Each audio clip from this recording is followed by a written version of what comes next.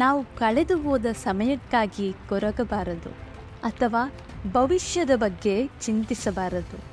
ವಿವೇಚನೆಯುಳ್ಳ ಮನುಷ್ಯ ಪ್ರಸ್ತುತ ಕ್ಷಣದೊಂದಿಗೆ ಮಾತ್ರ ವ್ಯವಹರಿಸುತ್ತಾನೆ.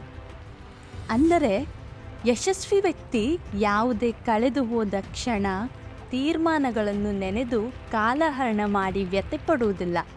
ನೀವು ಹಿಂದೆ ತಪ್ಪು ಮಾಡಿದ್ದನ್ನು ಜೀವನದಲ್ಲಿ ಅಧ್ಯಯನ ಎಂದು ಭಾವಿಸಬೇಕು.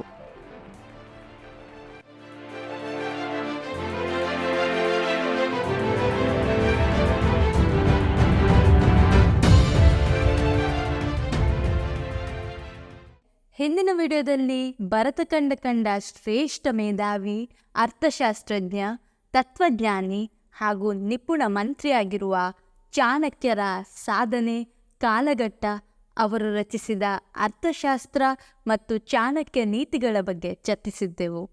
ಬನ್ನಿ ಸ್ನೇಹಿತರೆ, ಇಂದಿನ ವಿಡಿಯೋದಲ್ಲಿ ಚಾಣಕ್ಯರ ಇನ್ನಷ್ಟು ತತ್ವಗಳ ಬಗ್ಗೆ ತಿಳಿದುಕೊಳ್ಳೋಣ.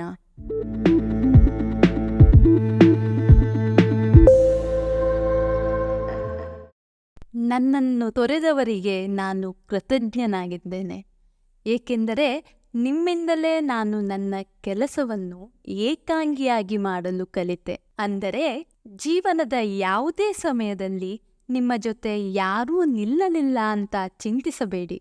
ಯಾಕೆಂದರೆ ಅವರು ನಿಮ್ಮನ್ನು ತೊರೆದದ್ದರಿಂದಲೇ ಆ ಕೆಲಸವನ್ನು ನೀವು ಏಕಾಂಗಿಯಾಗಿ ಮಾಡಲು ಕಲಿತಿದ್ದೀರಿ. ಒಬ್ಬ ಮೂರ್ಖ ತನ್ನ ಸ್ನೇಹಿತರಿಂದ ಪಡೆಯುವುದಕ್ಕಿಂತ ಹೆಚ್ಚಿನದನ್ನು ಒಬ್ಬ ಬುದ್ಧಿವಂತ ತನ್ನ ಶತ್ರುಗಳಿಂದ ಪಡೆಯುತ್ತಾನೆ. ಅಂದರೆ ಒಬ್ಬ ದಡ್ಡನಿಗೆ ಎಷ್ಟೇ ಸಾಮರ್ಥ್ಯದ ಹಾಗೂ ಯೋಗ್ಯರಾದ ಸ್ನೇಹಿತರು ಅವನ ಜೊತೆ ಇದ್ದರೂ ದಡ್ಡ ತನ್ನ ಸ್ನೇಹಿತರ ಜೊತೆ ಕೇವಲ ಅನುತ್ಪಾದಕ ಮಾತುಕತೆಗಳಲ್ಲಿ ಕಾಲಹರಣ ಮಾಡುತ್ತಾನೆ. ಆದರೆ ಅದೇ ಬುದ್ಧಿವಂತ ತನ್ನ ಶತ್ರುಗಳ ಸಾಧನೆ ಹಾಗೂ ಅವರ ಶಕ್ತಿ ದೌರ್ಬಲ್ಯಗಳನ್ನು ವಿಮರ್ಶಿಸುತ್ತಾ ತನ್ನ ಶಕ್ತಿ ಸಾಮರ್ಥ್ಯಗಳನ್ನು ಅಭಿವೃದ್ಧಿಪಡಿಸಿಕೊಳ್ಳುತ್ತಾನೆ.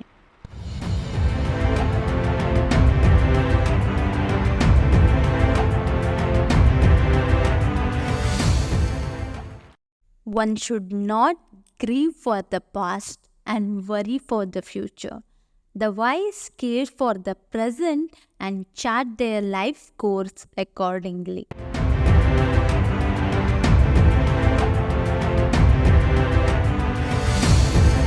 ನೀವು ಜೀವನದಲ್ಲಿ ಸಫಲರಾಗಲು ಆರಂಭಿಸಿದ್ದೀರಿ ಎಂದರೆ ಪರಿಚಿತರ ಬೆಂಬಲ ನಿಮಗೆ ದೊರೆಯುವುದಿಲ್ಲ, ಬದಲಾಗಿ ಅಪರಿಚಿತರು ನಿಮ್ಮನ್ನು ಬೆಂಬಲಿಸುತ್ತಾರೆ.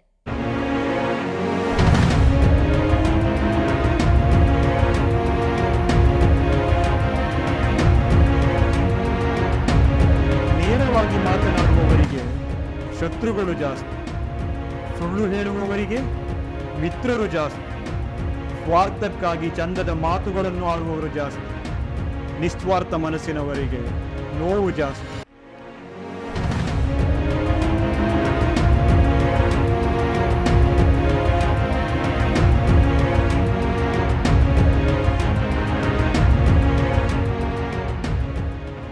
ಜೀವನದಲ್ಲಿ ಏನಾದರೂ ಒಂದನ್ನು ಕಲಿಯುವಾಗ, ವ್ಯಾಪಾರ ವ್ಯವಹಾರ ಮಾಡುವಾಗ ನಾಚಿಕೆಯನ್ನು ಸಂಪೂರ್ಣವಾಗಿ ಬಿಟ್ಟು ಬಿಡಬೇಕು.